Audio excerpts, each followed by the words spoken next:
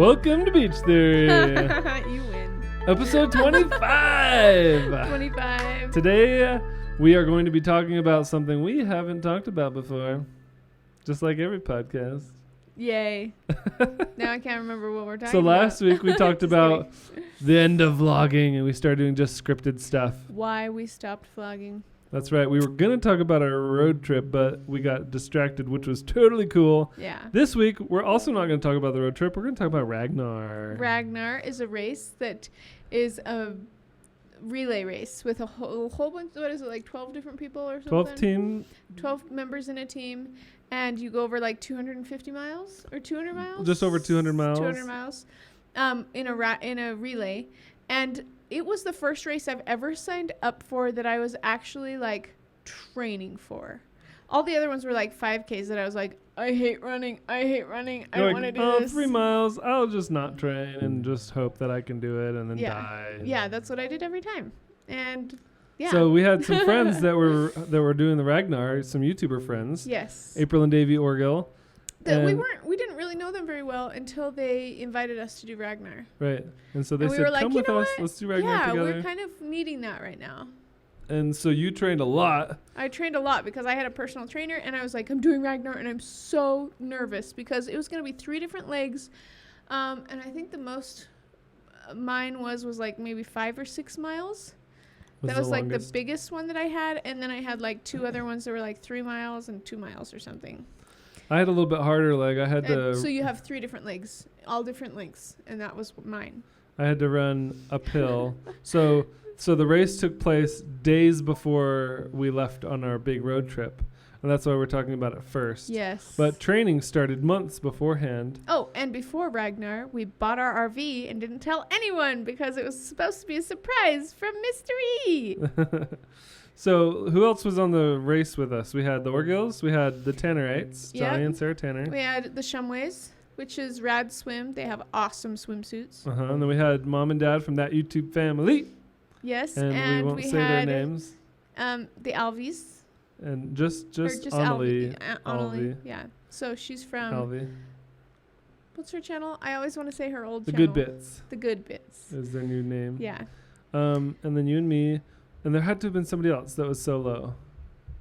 Because Annalie was solo. D. Mill. Oh. Derek Miller. Yep, from Meet the Millers. He was also there. So we had our 12-person team, and we trained a lot. We had like a group. That was where we started Marco Polo. Yeah, because they were all doing Marco Polo group. And I was like, talking. I don't like Marco Polo. And then we started it, and it was like, maybe this But it was isn't cool so because bad. everyone could go on and be like, okay, I'm training, I'm running today, I'm feeling good, Motivating I'm each excited. other. Yeah, it's kind of motivating. Yes. So that was a really awesome opportunity for us to get closer and get to know some other YouTubers in a little bit. In the last episode, we talked about Clamor.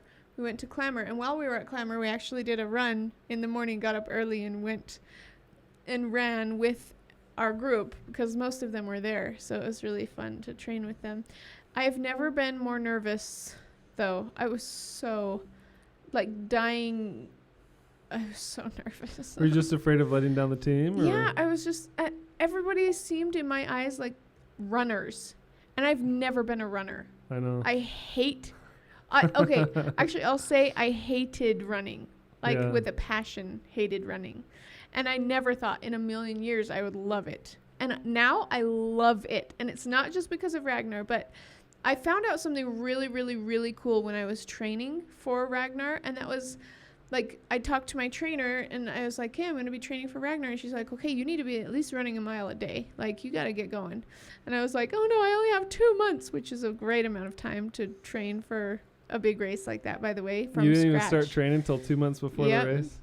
But I had been physically active and going to the gym a lot before that anyway. But I started running and I was like, I'm just not getting it. It's not fun. It hurts so much. I am miserable. And she actually helped me with getting set up with what's called a MyZone. And it's just like a heart rate monitor. But it is an app that connects to your phone. And you wear a strap underneath on your belly kind of.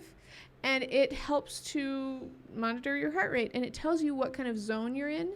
Like if you're resting heart rate, or like you're burning fat, or if you get into the red, you're burning muscle, which you should only do very minimally. Just like it taught me when I was overdoing it. And then I ran with this heart rate monitor on for the first time. All the other times I would just run and die. Like, I just felt like I would run and be like, oh, why do people like this? It hurts so much. Well, you basically were sprinting. I didn't realize. Expecting to be able to sprint forever. Because I was looking at everyone else going, that's how they do it. I just have to run like everybody else. So I'll just do what they do. So I'd do it, and I would die after like 1 minute. And then I was like, I can't do this. Why do people like this? This is so painful, so uncomfortable. I'm dying. I hate this. So I would go. So once I put the heart rate monitor on, I realized I was in the red, which is burning muscle, like almost instantly, because I was just not used to running, and I had no idea what pace to go at. Right. So I was like, oh, and I told my trainer, and she's like, well, don't run in the red. Make sure you're either in the green or, like in the green or the yellow, because the yellow is like burning fat, getting your heart rate really good, and you're not too hard. Yeah, it was not too working your body too hard. So I was like, okay. So I started running and just staying in the green and the yellow, and oh my goodness, I started to love running. And this is like, you have no idea how big of a deal this is to me. I hated running my whole life, all the way up until just last year. I didn't like running either my whole life until I trained for Ragnar, actually back in 2012. 2012. I ran Ragnar. And I didn't have a heart rate monitor. No. But I was just listening to my body. And anytime my body was like, if I started dying, then I would just walk.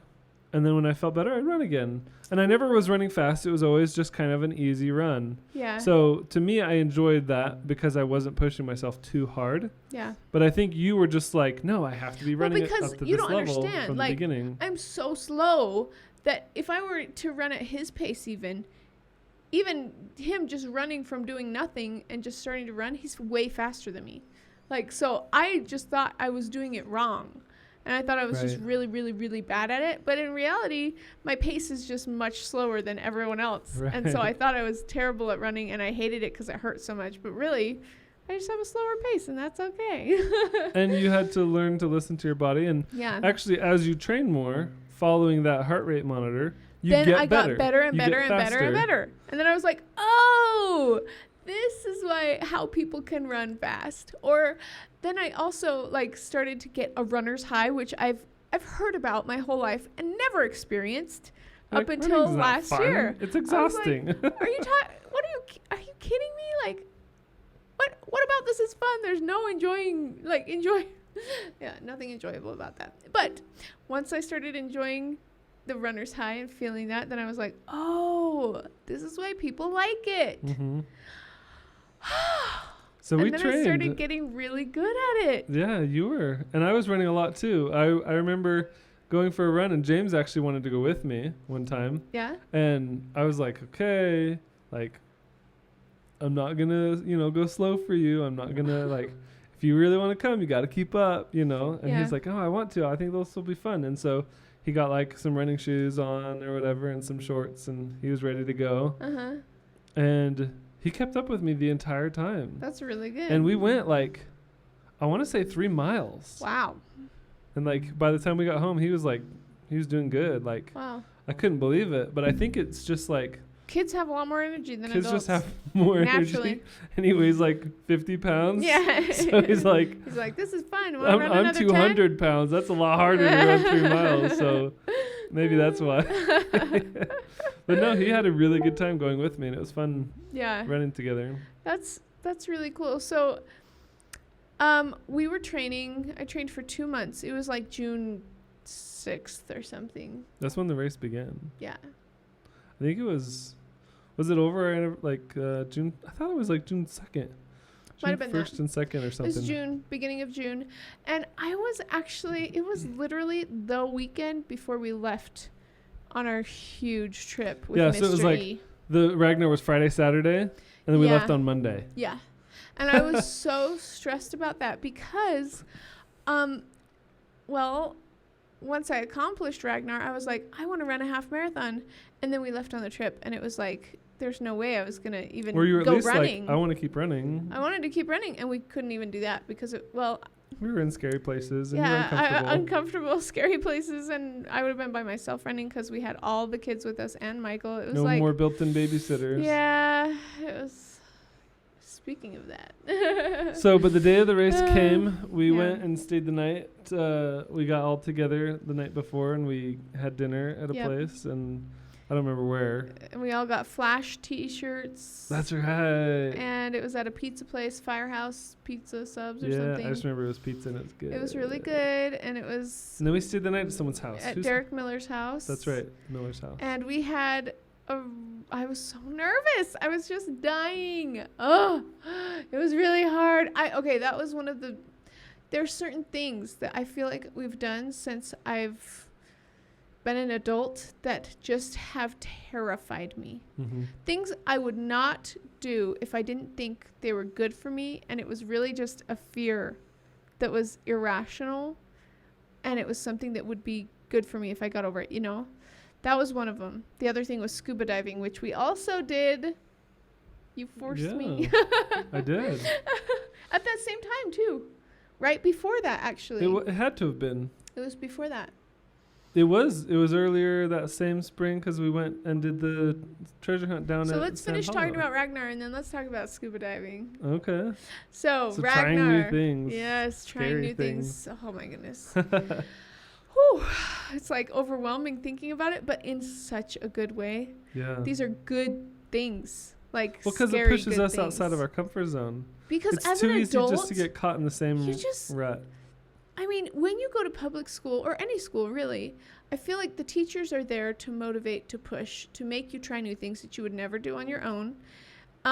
But once you become an adult, you don't have those people there just pushing you and making you do these things that are hard all the time. I think a lot of times adults get into a pattern, a routine that's comfortable, and then they never stick with that. Because why it. not? Right? If it's comfortable, if it's beneficial to you, you know, or if at one time it helped you and now it's holding you back, but you don't even realize it, you know? Right. So we push ourselves outside of our comfort zone. All the time. It's so stressful and so good. Anyways, so we ran the race and I did so good. You did. I did amazing. so good. I think I got like a 12-minute mile. That's after training for a really long time. By the way, I think so there's 12 teammates. Every person on the team had to run 3 different legs. Uh-huh. And they had like some of the positions were easier and some of them were a lot harder. I got a really easy one. I think they gave you the easiest one. Yeah, because I was so nervous and they're like, it's okay. You'll be able to do it. They were so sweet, so helpful, so kind, so encouraging. We got to give Rebecca the easiest one because she's never done anything like this before. Yeah, I was like, I'm going to die. I think it was, didn't you do like 12 miles total over the course of both days? I think so. It was something close to a half marathon. Yeah. So, and April, after we got it all done, she's like, you guys, you basically just ran a half marathon, just spread out over a day and a half or so. Yeah. And I was like, oh, I didn't even realize that. Like, that's a really cool accomplishment. So I was like, the next step really is to run a half marathon. That was the next thing. I was like, I'm going to do it. I'm going to be so good at it. And then we left on our trip and I haven't done anything since. Well, because right after that you got pregnant. Actually, I did run a little bit before I got pregnant. I was exercising a little bit, but it got a little stressful there. So anyway. So, I think Michael, he struggled. I didn't train enough as much as I thought. He's like, I'll be good. I'll be good. I have one of the hard legs. Yeah, I have this bad habit of procrastinating my training until it's like the event. I mean, like, okay, so my second leg was 8 miles uphill at midnight. And I think it would have been probably a good idea for me to have done that a couple times before the race. So I was like prepared. I didn't. You didn't. The most you ran was 5 miles with me. Yeah. Because that was my biggest one that I had to run. And I was just kind of like, I'll be all right. It'll be fine. So I don't even remember my first. There. I don't even remember. I remember your first leg. What was it? That was it. Running uphill in the dark. That was my second leg. Oh, then your first one was your easiest one. I think you're right. And you just... No, you're right. Yeah, my first one was really easy. It was like 2.5 miles. Yeah. Something super simple. It's like not even a run. Yeah. Not even like a... No, I mean, that is a run, but... I was barely tired afterwards. And then that night, because in between legs is probably a solid, 8 or 9 hours. Yeah. So because everybody else is taking their turns before it's your turn again. Mm-hmm. And by the time it was my turn again, so we started at like 5 a.m. or something, 6 a.m., super early. Yeah. And then I took my first leg around the afternoon, and then my second leg didn't come till like midnight. And I hadn't slept at all. Nobody had been sleeping because we had all 12 people in one van. Oh, that was hard. That was rough. And so it's like midnight and I'm tired, sure, but I'm also like, okay, I got this. I'm gonna do a great job. I'm gonna run all these miles. I'm gonna do it quick. Yeah. And the funny thing is, I ran this exact same leg back in 2012. Yep. The exact same and it killed 8 miles, you then too. and it killed me then too. The only difference was I walked a lot in 2012, oh, yeah. but this time I jogged. And I didn't walk like hardly at all, but it still took me a long time. Becca will laugh because when I finally got to the end, I was jogging. He thought he was jogging. He was like delirious. He thought he was jogging, and he was literally walking like an old man. Yeah. Like literally. And he collapsed into me and Johnny Tanner's arms when he got to the end, and we drug him to the van and put him in there, and he was just like, oh. And then I laid down, and everyone's like, hey, you okay? Everybody good job, was so good job. worried about you. And I was just kind of like, Michael, promise me if we do Ragnar again with the YouTubers, you will train more. I promise I will train more. I was so unprepared. Everybody was bad. so worried about him. They're like, he's going to die. It was really bad. They were like, what do you need? What do you need? Water? Okay. Do you need a granola bar? Do you need caffeine? Anything? What do you need? Like, protein bar? Whatever. They were all dying to help him because they were so worried about him. Yeah, it was bad. And I just remember feeling very delirious and just kind of being like, I love you guys. Yeah, he said, I love you guys. I love you friend. guys. You're so good. Like, it brought him to his breaking point. It really did. Yeah, and actually I felt like the next day I felt surprisingly not that bad. But on my third leg, after a couple miles... You wish you had a third leg at that point to walk. Yeah. Sorry. Don't know you can edit that part out. That's staying in. Wow. Well, anyways. Too bad it's in. Don't be inappropriate, Becca. I said for walking. You're thinking bad thoughts, and I didn't say anything bad. So my third leg, I had to go 5 miles. And the first 3 miles were okay. Or maybe 2 miles were okay. Mm-hmm. Like I was doing good. Yeah. And then my legs started to hurt really bad, and my knees started to hurt really bad. Everything started to hurt real bad. And I was going uphill again during the last leg. But this is the different part. You traded one of your easier legs. I did, didn't I? The hard leg because another person on the team was having a really hard time, and they were like, I just don't think I can do it. I really don't think I can do it. And you're like, I can do it. I can do it. I'll do it. So I traded with someone. I forgot that I did that. And so she was really relieved, but you were like, oh, I'm going to be fine. It's totally fine. Do you remember who it was? Yes. But I don't know if I want to say. That's okay. Yeah, I do remember who it was. Okay. I'll tell you a secret who it is. Okay. Yeah. Anyways, so I thought that's who it was. Yeah. So after about 3 miles, I've got like 1.5 miles, 2 miles to go, and my legs were hurting. What? In the meantime, I'm like, where is he? This is taking too long. Something is wrong. Well, you guys drove past me as I was running. We drove past you. You looked fine. I was fine. And we were like, oh, okay, we'll just go to the next stop and wait for him to come. He didn't come. He kept not coming. And I was like, seriously getting worried. Like, the runners were almost gone. Like, we got there when there was a ton of runners coming, and we were like, oh, he's going to be here in a minute. He didn't come. It was so scary. Anyways, back to your story. So I was going up this hill, and I was like, man, this is killing my knees. Like, it's starting to hurt really bad. And so I decided to try running backwards. And I was like, hey, this new feels muscles. great. It's like I traded my old muscles for new I don't feel any ones. pain anymore. So I was like, yeah. And I was cruising, just running backwards. And then after that got hard, I'd turn and run forward again. And then I was like, okay, this is good. So, like, I was still moving quicker than just walking. But but it was like running backwards, and then I'd run forward, and then I'd run backwards, and then I'd run forward. And that worked really well until I had like half a mile left. And that's a long, like, that's still a long way. When it's really steep uphill. It wasn't really steep. It was just like a slow, gradual, never-ending uphill. It was a big mountain, though. Yeah. For miles, it was just steady uphill. Yeah. And so I had like a half a mile to go. It was one of the hardest legs of the race that he did. So I had a half a mile to go. I'd exhausted the running backward and forward method. Yep. And I was just like, just dragging basically at this point. Meanwhile. Limping almost. Limping backwards.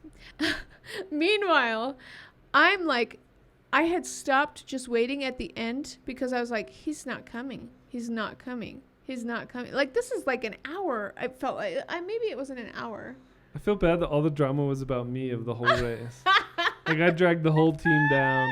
No. They would have raced and finished at a good time, but my pace was so bad. No, it's I didn't train enough. They all love you. Oh, I hope so. They do. They love you. They were like, oh, Michael, we love you too. But so I started to get worried. All of the other teammates started to get worried too. And they were starting to, like, they were waiting at the end, and I, like, started getting a little further into the, like, going back to try and find him. And they were like, they could tell that I was kind of worried because, you know, I was just searching for him. I couldn't find him. He kept not coming. So they started coming with me, going back to try and find Michael. And we started going further back and further back and further back. And finally, like, we stopped and we just waited. And there was another person who said, have you guys seen this person? And I said, no. Have you guys seen Michael? You know, like, and we started talking with this other person. They're like, they broke their arm not too long ago and they decided to run anyway, and they had this horrible surgery. And so I was like communicating with this other team that was like really worried because they had lost a person and we had lost a person, and we were just standing there waiting. And finally, I wasn't lost. I was just really slow. Yes. Finally. Didn't they come back with the van and like drive and try to see me? They might have, but it was like right at the tail end when you were almost there anyway. Okay. Yeah. Anyways, he slowly started coming up the hill, and I was like, is that him? Is he running backwards? He was running backwards, except he wasn't running backwards. He was walking very slowly backwards, and he finally came, and it was like, it was so sad. I just felt so bad. Everybody felt so bad, and you did such a good job, and you made it. And it was in the heat of the day. It was in the hottest time of the day. That had a big part of, to do with it, because if it was I was really thirsty too. He was really thirsty. He was very exhausted. He didn't get any sleep the night before, and like hardly any, yeah. had come off of that horrible run the day before, and then he had another horrible run right after, and it was bad. I just remember getting to the van, and I remember crying. You were crying, and you collapsed, and everybody was and helping you. Were crying. And I was like patting your back, and everybody was just like, "Are you okay? Are you okay?" And getting you everything. It was even more than the day before when they were all worried. Yeah.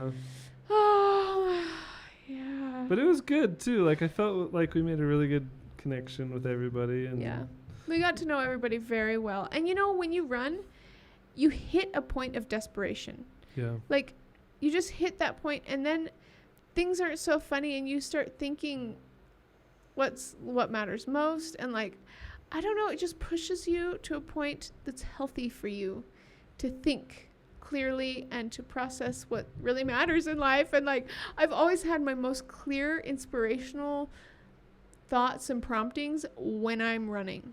And then when I'm done running, I'm like, wow, that was incredible and so hard and so good. We should run more. I guess you're. I can't wait to run. Now I'm like, oh, I can't wait to run until I'm not. Are you waiting recovering. for 6 weeks or 8 weeks? Whenever I feel good enough to. Well, you're meeting with the doctor at 6 weeks. Yeah, we'll see. He'll give you yes or no, I guess. I'm at 4 weeks right now. Almost 5. Yeah, almost. Anyways, baby's crying. Do you need to feed him? Didn't you just barely feed him? Maybe. Yes. He probably has a burp or something, but he's crying in the other room. Are they trying to get your attention? Yes. They have been. So well, what do you want to do? So,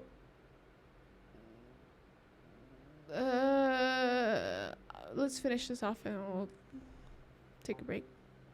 Another one. Do you just want to do a short episode, or do we want to talk about scuba diving in this one too? Oh, scuba diving. Because I don't feel like that's its own episode either. No, let's just finish it with scuba diving. Okay. So. Now let's talk about another hard thing that you've done. Yes. Well, I did it too, actually. You did it too. Me and Ryan. But you actually wanted to do it, and you did it of your own free will. You were forced to learn how to go scuba diving. That's how I felt. I did say yes. I held your hand and I said, let's do it together. It'll be fun. You really, really wanted me to do it. It was pure pressure, but it's okay because but you it was wanted good. to too. And you had fun. I never would have done it on my own. Yeah. It's just, so Michael got scuba certified with Ryan. And Ryan and him loved it. And they were like, this is so cool. But the problem is we want to film all these videos and we really need you to be certified too. So we can have somebody to film. And so, we'll have enough people to kind of make it exciting. And I'm like, oh, I don't want it. It's scary. I'm afraid, whatever. So I finally agreed to it. And then we went and started getting scuba certified, and I realized I have a couple of fears that I didn't even know that I had. Like, I get claustrophobic underwater, but I was able to overcome that, so that was really good. And I have a fear of underwater heights, so basically giant dark holes. Underwater. Thalassophobia. What? Yep, that's an actual fear. Oh. Thalassophobia? Cody's telling us that it is a real thing. Yep. Wow, read the definition to us. Do you have thalassophobia? No, I've just heard of it. Okay. I knew it was a thing. Wow. I didn't know it was I well, feel no, you so feel justified. See, it's real. Okay, here we go. Thalassophobia can include fear of being in large bodies of water, fear of the vast emptiness of the sea, of sea waves, or fear of distance from land. Yes, I have fear of distance from land. Wait, say those again. I want to say which ones I have. Vast bodies of water and with sea waves. I don't have sea waves or vast bodies of water. The vast emptiness of the sea. I do have that. Say that again. They won't hear me. The vast emptiness of the sea. I am a little bit afraid of that. Yeah. Just when we were jet skiing, like the idea of going out into the middle of the ocean and not being able to see land. Deep water. Deep water scares me so bad. There you go. But especially if I'm in the water and I'm looking down, like with a mask on, and it's a giant hole, I'm like, hey, okay, there's an alien giant fish in there that's just going to come up the second I look away. And it's going to eat me and pull me down into that dark hole. That's how I feel every single time. You might have that fear, but you faced it. Yes. Like it's not paralyzing to you. Well, I mean, it has been before, but I have faced because I'm the same way. Like just the idea of not being able to see the bottom is terrifying. Like it's enough that I'm like, oh, I'm fine if I'm looking all around outside the water and there's a bank nearby. But the second I put my head down and look in the water, I go in my mask and I just can't breathe. I've done it too. Or I'm like hyperventilating. I've done that too. So scary. I was swimming across the lake one time in Oregon. Yeah. At Cottage Grove Reservoir. Yes. And I can't see the bottom, and it's scary. Especially I have tingles in my hands and my feet right now just talking about you it. Hyperventilating right now reminded me of me hyperventilating doing the exact same thing. When you saw a toilet underwater. Oh, that did scare me a lot. Dude, okay. Tell the story. When you are 30 or 40 feet under the surface of the water at night, the only thing that you can see with is flashlights. And it's very murky water with all these plants and fish just sitting there. Like asleep in the night, water. The fish are moving. sleeping. They're not moving. They're just sitting there, like floating, and they're staring at you. And then all of a sudden you're like, what is that? What is that thing? And then you go in your mask. Get closer and closer because it's like, that is not a normal thing. What is that? What is and that? it's what a is toilet. That? Well, the water, terrifying. The water changes and manipulates things, makes it look different. It warps things underwater. And so what you think you're looking at isn't quite right until you get up close to it, and then you're like, oh, that's what that is. Well, you can't see more than 15 feet in front of you with the flashlights in the water at night. And so at any minute, a huge barracuda could come up and kill me, eat me and swallow me whole. That would be really sad. Or a shark in the fresh water of Sand Hollow. Yeah. It's a real possibility. So, needless to say, I've conquered a few fears myself. Like toilets underwater. That I didn't even know I had. He didn't know he had a fear of toilets underwater, you know? Like, he conquered that fear. He didn't even know. What's the word for that, Cody? Hydrotoilophobia. Got it. Woo. I used to have that. Not no more. Not no more. Might still scare you if you saw one unexpectedly, but, you know, you'll get over it. So you went through the whole certification process flawlessly. Oh my goodness, not flawlessly. You were perfect, and it wasn't until we got to the crater. That's true. That you started getting scared. I had to get used to breathing underwater. I was claustrophobic underwater. Once I put my mask on, and I went under where there wasn't a, like, you know, the normal snorkel that goes up and you can just breathe. Once I went further than that, I started going, you know.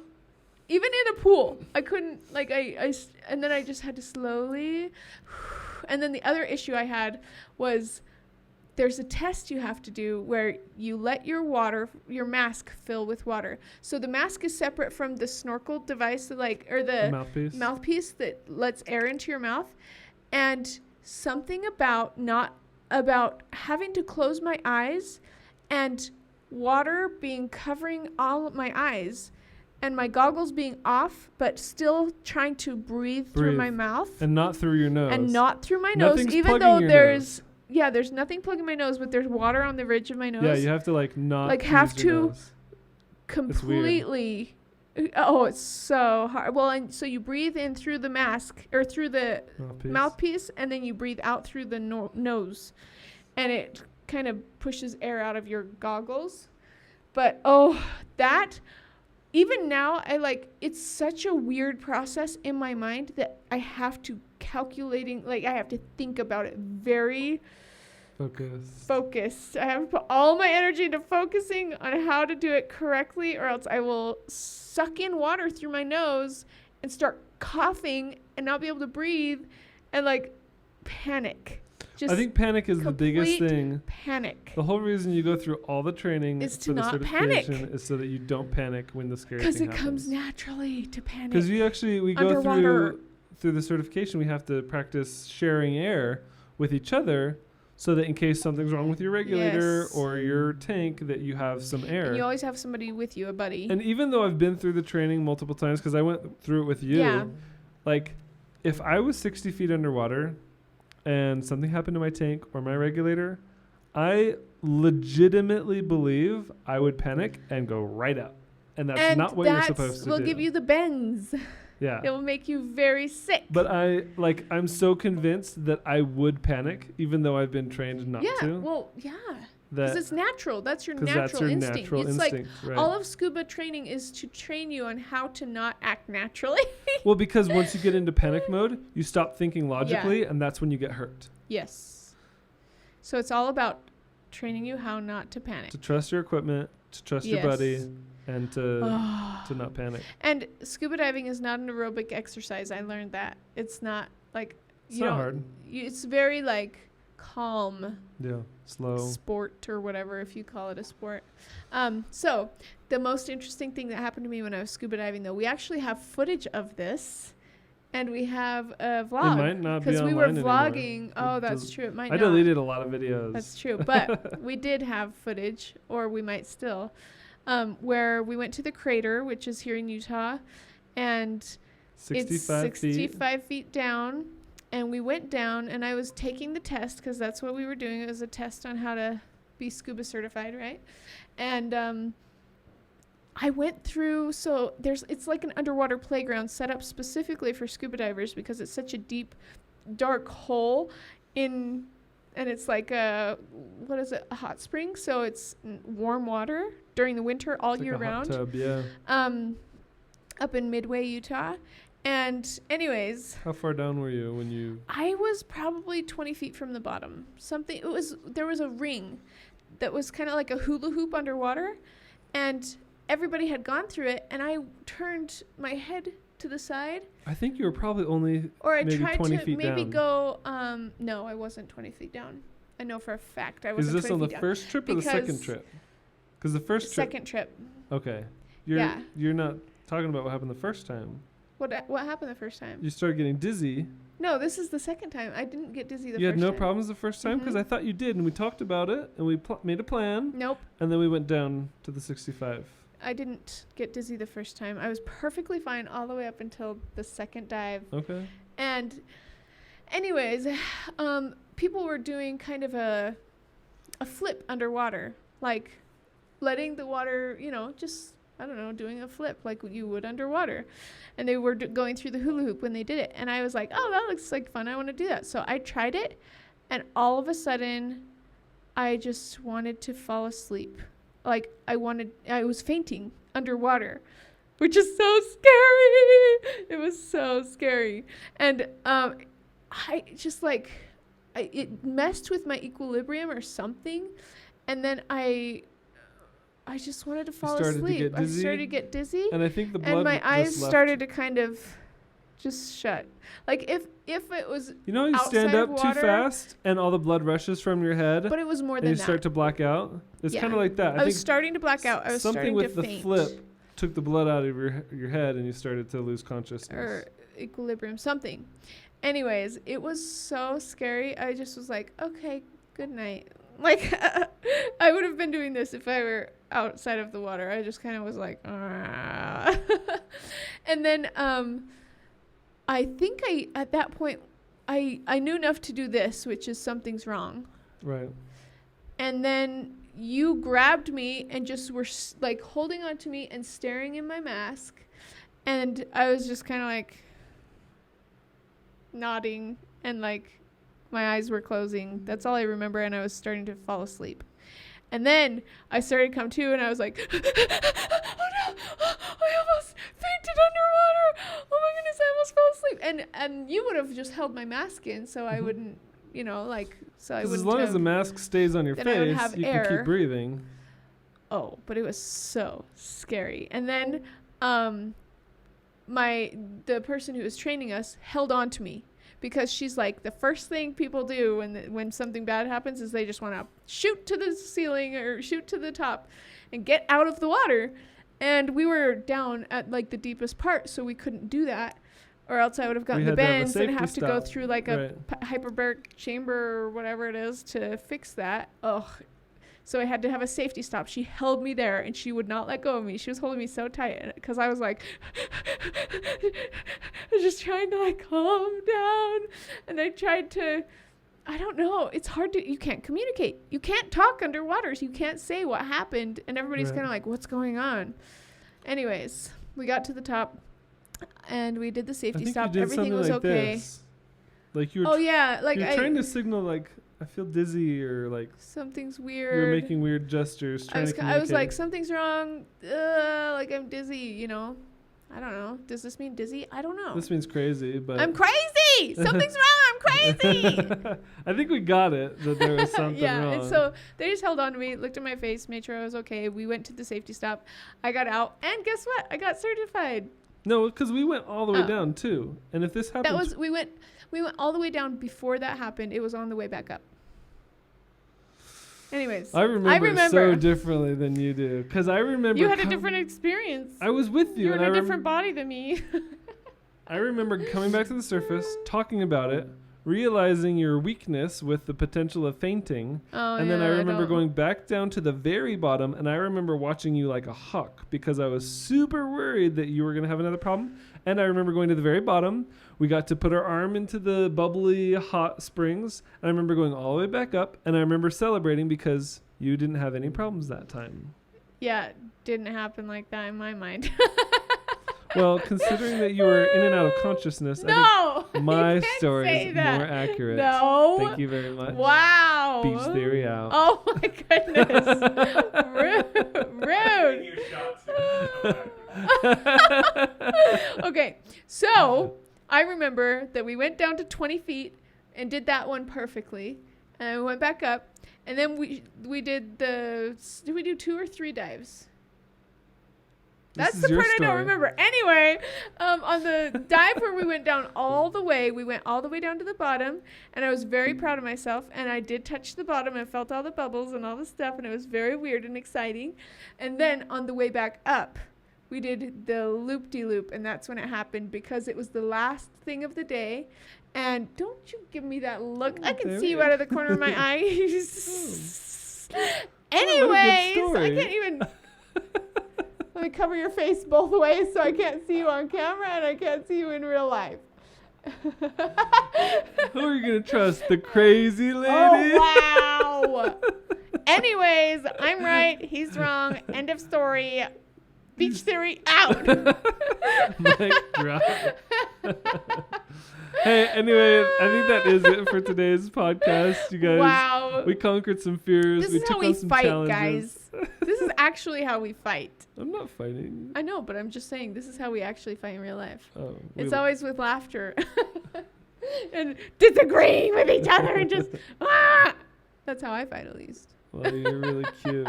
So honestly, it doesn't matter which one happened. Yeah, because same outcome. I think we'll let the audience decide to use their best judgment who was right and who was wrong. Believe me. So let us know in the comments below. Tell me that I won, not him. Say you love me more and that I won. Okay. Beach theory out. Hey, that's it. No, seriously, guys. Next time we're going to talk about our summer trip. We love you guys. Thank you so much for listening. I hope you enjoyed this. And if you guys have ever run a race or if you guys have ever scuba dived, let us know your experience and maybe give us some pointers or something. So I think we'll be doing more of that in the future eventually. Oh, I want to so bad. Yeah. I will get there. It's a process, but I will get back to it. Okay. I'm so excited. Okay. With that, I think we're done. Let's say it at the same time. Ready? Beach. Beach theory out. out. Let's try that again. Beach theory out.